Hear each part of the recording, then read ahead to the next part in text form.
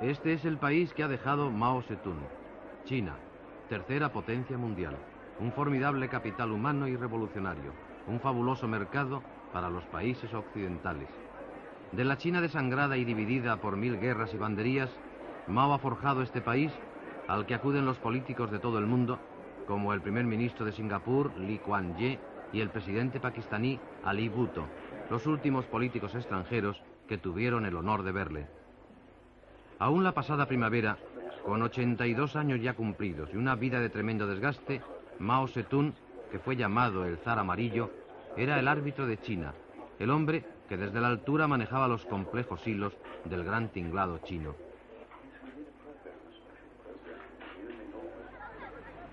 Había nacido en este perdido pueblo de la región de Hunan, hijo de un comerciante de arroz. Fue un estudiante tenaz, inquieto y precoz. A los 26 años era miembro fundador del Partido Comunista de China, aliado del Kuomintang, que acababa de proclamar la República. Las disensiones entre comunistas y republicanos estallaron pronto. En 1927, Chiang Kai-shek, uno de los generales del Kuomintang, realizaba la matanza de comunistas de Shanghái y poco después se convertía en líder de los republicanos. Las hostilidades entre el Kuomintang y los comunistas se habían abierto. Los comunistas se vieron obligados a huir hacia la inhóspita y montañosa región de Yenan.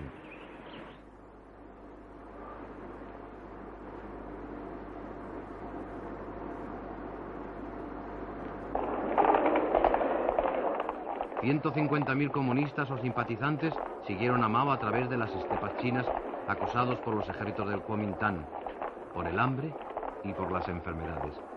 Solo la mitad llegó a su destino, pero en la desolada Yenan se forjó la Revolución China. Allí fueron adoctrinados los nuevos reclutas, allí se instruyeron los nuevos soldados. Mao, ya líder indiscutido del comunismo chino, disponía de una plataforma segura para iniciar su escalada hacia el poder. Pero mientras Mao formaba su ejército en estas cuevas y rechazaba los ataques del Kuomintang, China era invadida por los japoneses. Estamos en 1937. Ante el peligro común, los chinos parecen olvidar sus discrepancias ideológicas y unen sus esfuerzos contra el invasor. La guerra mundial concluiría en 1945 y con ella la presencia japonesa en China. Se reanudaba entonces la guerra civil. Chiang Kai-shek disponía de grandes ejércitos y estaba asentado en la mayoría del territorio chino. Al principio tuvo incluso ayuda norteamericana, pero su ejército estaba dividido y los comunistas de Mao se infiltraban en sus puestos de mando. Tras 4 años más de guerra civil, la suerte quedó decidida por Mao, que hizo una guerra más inteligente y logró desgastar y desmoralizar al ejército republicano. En abril de 1949, los comunistas entraban en Nankín, la capital republicana, y Chiang se veía obligado a huir a la isla de Formosa, donde establecería el gobierno chino, protegido por Washington, que fue reconocido por la ONU hasta 1971. Y esta es la apoteosis del triunfo de Mao, que entra victorioso en Pekín.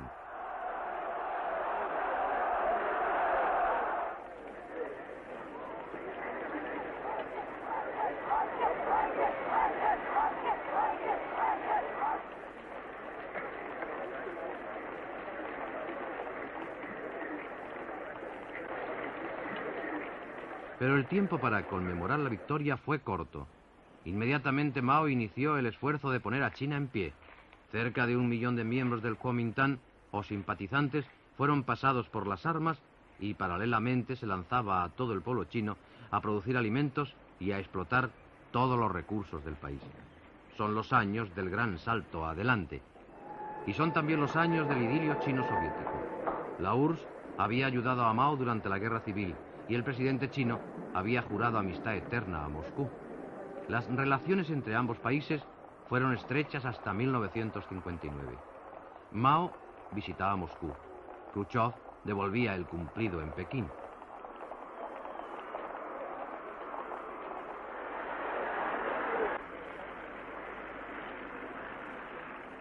Pero la amistad se convertiría en la rivalidad más profunda, en la enemistad más agria.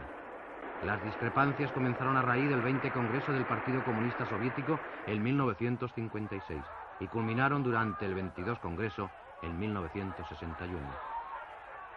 Las discrepancias han llegado incluso al enfrentamiento armado en las fronteras del río Ussuri, zona que mantienen los soviéticos y que los chinos consideran de su propiedad.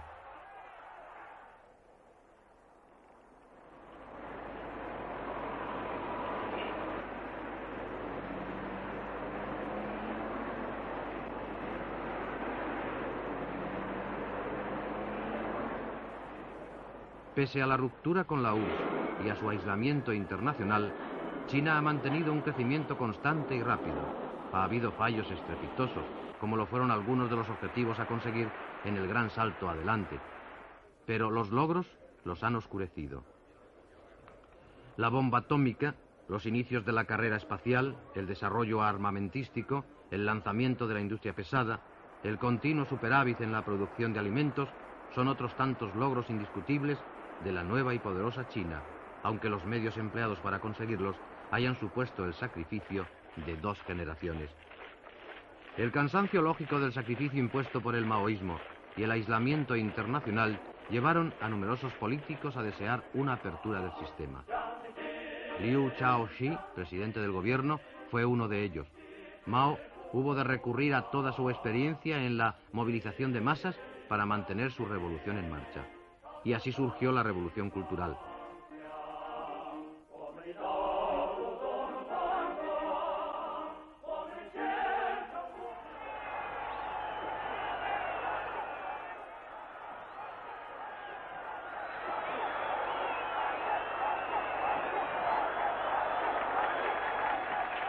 Mao, con 70 años de edad, hacía una demostración de buena salud y fortaleza nadando varios kilómetros en el río Yangtze.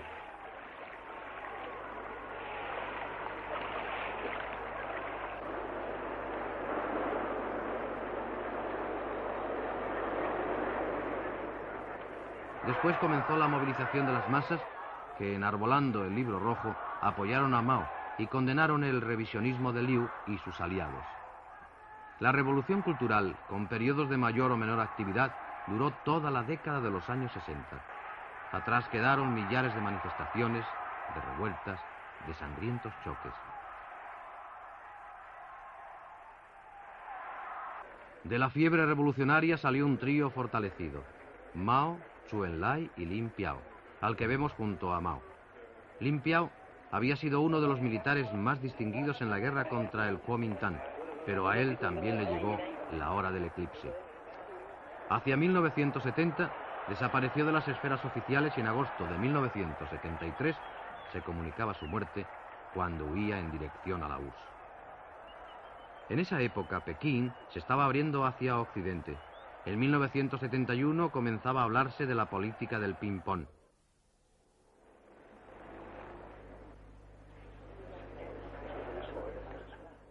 El secretario de Estado USA Kissinger visitaba Pekín.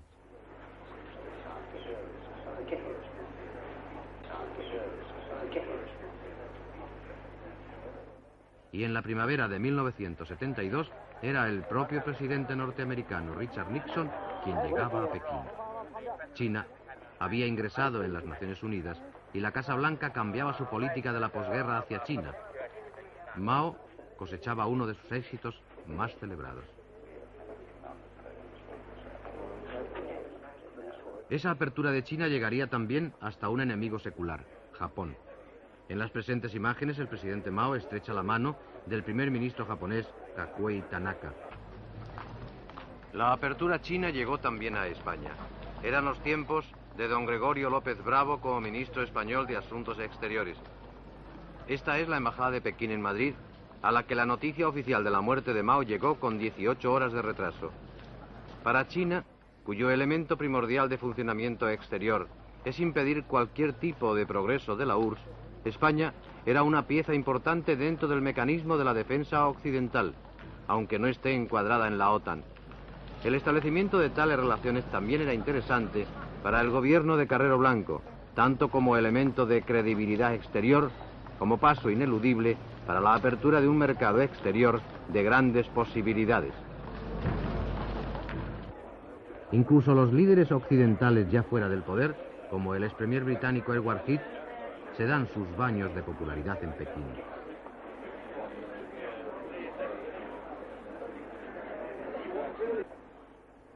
Ese peregrinaje a China terminó por hacerse tan habitual que cuando el presidente Ford trató de emplearlo como argumento político de cara a las próximas elecciones durante el pasado invierno, terminó por recibir las críticas más acerbas en la prensa norteamericana. China había ya dejado de ser la meca de los políticos, porque, entre otras cosas, el futuro político chino volvía a ser inescrutable. Mao aparecía vacilante y enfermo en sus últimas entrevistas.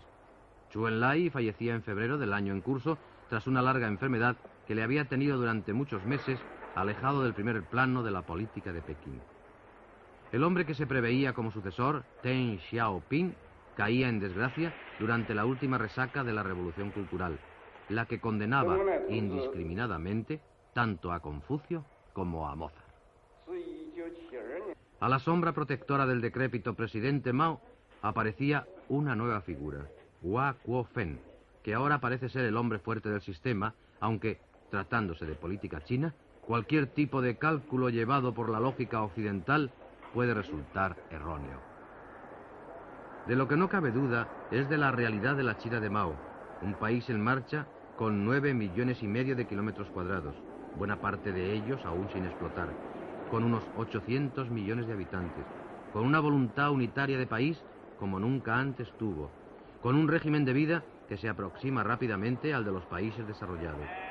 Un gigante a punto de despertar totalmente y que da un poco de miedo, como dice Alain Peirefit en el título de su obra que fue récord de venta en Francia hace 2 años. Cuando China despierte, temblará el mundo.